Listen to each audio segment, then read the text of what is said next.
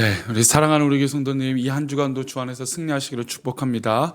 복된 날 주 안에서 정말 기도하고 또 은혜 가운데 있기를 축복합니다.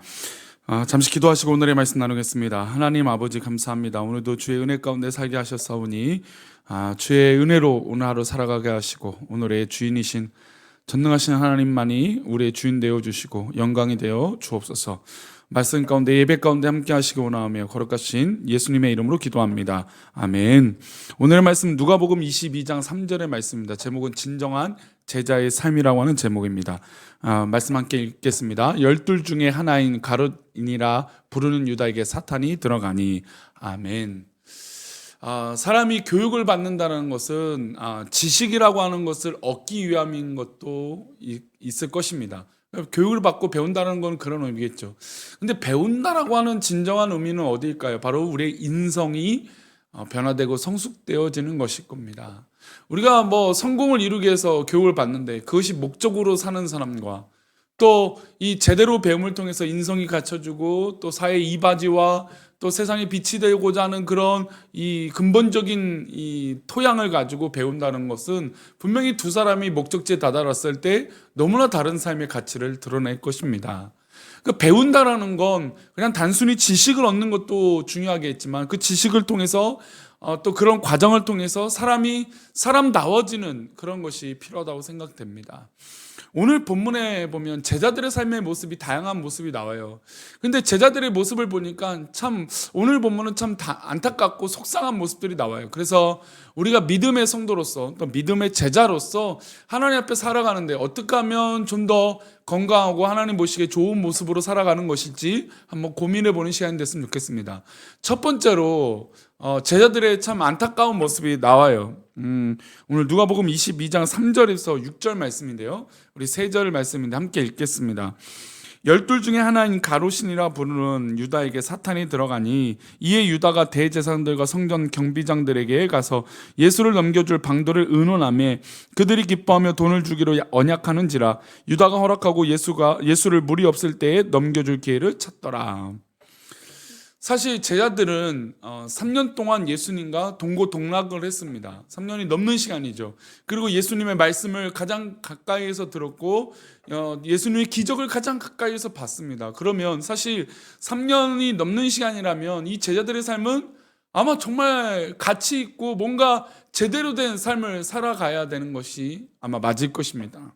근데 오늘 제자 중에 하나인 유다는 예수님을 얼마에 예수님을 팔아버립니까? 은 30에 스승을 팔아버리는 장면입니다. 정말 참담한 내용이죠. 사탄이 그의 몸속에 들어갔습니다. 그런데 생각해보면 사탄의 유혹이 없는 적이 있을까요? 어제 주일 말씀에도 그렇지만 보디발 장군의 아내가 요셉의 용모와 아름다움을 보고 유혹하는 눈빛을 이렇게 보냈습니다. 그런데 대부분의 남성들과 남자들이 그 유혹을 이긴다는 건 사실은 쉽지 않은 거예요. 근데 그런 유혹들이 지금 유다에게만 해당되고 유다에게만 유독 어렵게 이 유혹이 오느냐? 사실 그렇지 않죠. 어떤 사람은 그 유혹에 쉽게 넘어가는 사람이 있고 어떤 사람은 유혹을 단단하게 이겨내는 사람이 있습니다. 그러나 창조 때부터 흘러나온 아담과 하와도 마찬가지죠. 그 창조 때부터 있어왔던 이 유혹과 사단의 공격이 없었던 적이 없습니다. 생각해보면 매 순간 매 환경마다 우리를 넘어뜨리려고 하는 것이죠. 그러면 이 환경과 어려움 가운데 어떻습니까? 어떤 생각을 가져야 될까요? 사단은 늘 우리를 집어삼키려고 한다는 겁니다. 그런 예수님조차도 사단의 유혹을 받았죠. 40일 금식하는 동안 사단이 와서 3번이나 유혹하면서 모든 걸 주겠다, 허락하겠다, 달콤한 말로 유혹했지만 예수님은 그것을 이기셨습니다. 즉 시험에 넘어가고 이기는 것은 누구에 달려있을까요? 바로 우리의 믿음에 달려있는 것입니다. 유다는 3년 동안 넘는 시간 동안 예수님을 쫓아다니면서 그의 눈에는 결국 돈밖에 눈에 들어온 것이 아니죠. 예수님을 은혜예요. 저는 사실 속상한 게 물론 은도 귀하지만 더 좋은 것들도 있을 텐데 고작 그 은 30 지금으로 따지면 그 금액이 크다라고도 할 수는 있겠지만 그러나 자기 스승을 팔아버리고 자기가 행했던 모든 것을 팔아버린 만큼의 가치가 그것이 은30일까? 저는 아니라고 생각이 듭니다. 그러니까 사람이 참 쪼잔해진다는 게 별거 아닌 것 같고 넘어지고 쓰러질 때가 있는 것이죠. 유다는 예수님의 가치와 예수님의 삶을 본받아서 내 삶이 바뀌는 것에 대한 기대보다는, 가치보다는 자신의 삶의 유익에 대한 가치를 더 두었던 것입니다. 그러니까 은30의 스승을, 예수님을 팔을 수 있었던 것이죠. 또한 두 번째, 이 제자들 중에 이런 유다의 모습이 있지만 또 다른 부끄러운 모습이 있어요. 22절부터 26절인데 읽어보겠습니다. 또 그들 사이에 그중 누가 크냐 하는 다툼이 난지라. 예수께서 이르시되 이방인의 임금들은 그들을 주관하며 그 집권자들은 은인이라 칭함을 받으나 너희는 그렇지 않을지니 너희 중에 큰 자는 젊은 자와 같고 다스린 자는 섬기는 자와 같을지니라.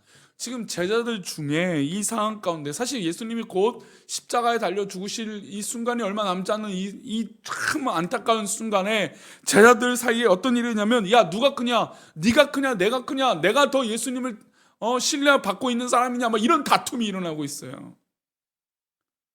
이들의 이 문제는 3년 내내 사실 있었던 겁니다. 겸손이 없기에 또 진정한 예수님의 가르침으로 변화되지 않고 어떤 가치에 대한 것들이 변화되지 않았기 때문에 계속해서 제자 중에 누가 크고, 심지어 제자 중에 어머니가 와서 내 아들을 오른편에 왼편에 막 이러고 있으니까 제자들이 또 화가 나서 막 싸우고 시기하고 이런 일들이 계속 있었습니다.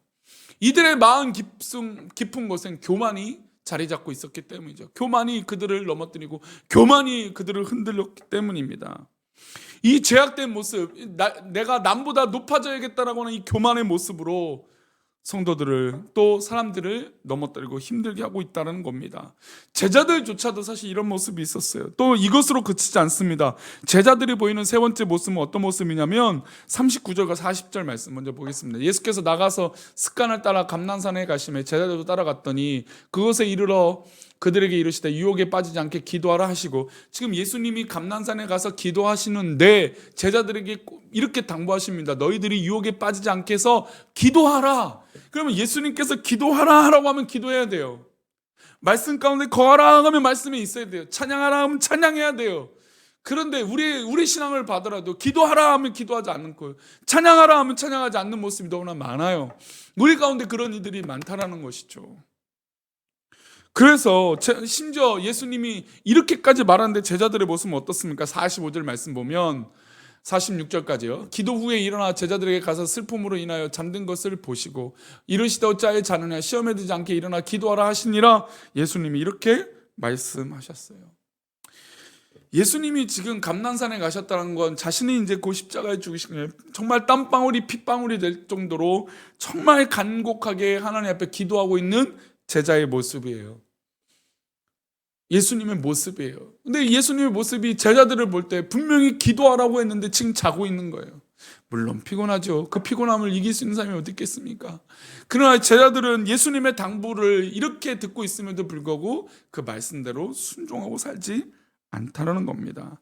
이렇게 잠들어 있으면, 영적으로 잠들어 있으면 사단의 유혹을 이길 수 있을까요? 없습니다. 우리가 이렇게 깨어 있지 않은데 어떻게 사단의 유혹을 이길 수 있겠습니까? 성도님들, 우린 깨어 있읍시다. 깨어 있어서 하나님 앞에 기도하고 정말 기도로 말미암아 우리 영혼이 정말 하나님 앞에 있는 그런 믿음의 모습이 있기를 축복합니다. 안타깝지만 제자들의 모습이 여기서만 끝나지 않아요. 네 번째 모습 54절 말씀입니다. 예수를 잡아 끌고 대제사장의 집으로 들어갈새 베드로가 멀찍이 따라가니라. 멀찍이라고 하는 말이 참 마음이 아프네요. 제자들이 정말 예수님을 3년 넘게 쫓아다니고, 베드로 같은 경우는 예수님 나의 전부이고 나의 구주이고 나의 모든 것이고 그리스도는 살아계신 하나님의 아들입니다 라고 말했던 이 멋진 이 고백을 했던 이 베드로가 멀찍이 예수님을 쫓아갔어요. 멀찍이라는 건 내가 저 사람과 상관이 없다는 얘기죠. 예수님이 이 네 가지의 제자들의 모습을 이미 알고 계셨고 예언도 하셨습니다.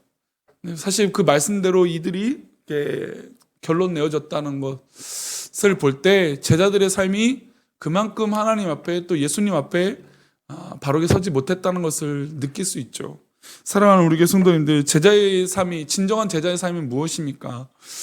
저는 개인적으로 예수님이 야 기도하라, 기도하지 않으면 잠들면 우리가 유혹을 이기지 못한다라고 하는 이 말씀을 우리가 깊이 깨달았으면 좋겠어요.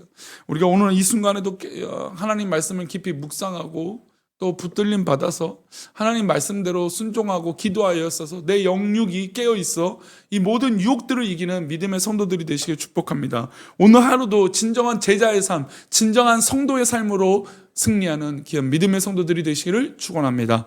기도하겠습니다. 하나님 아버지, 오늘도 우리가 살아갈 때 믿음으로 살아가게 하시고 주의 은혜가 가득한 믿음의 성도들 되게 도와주옵소서.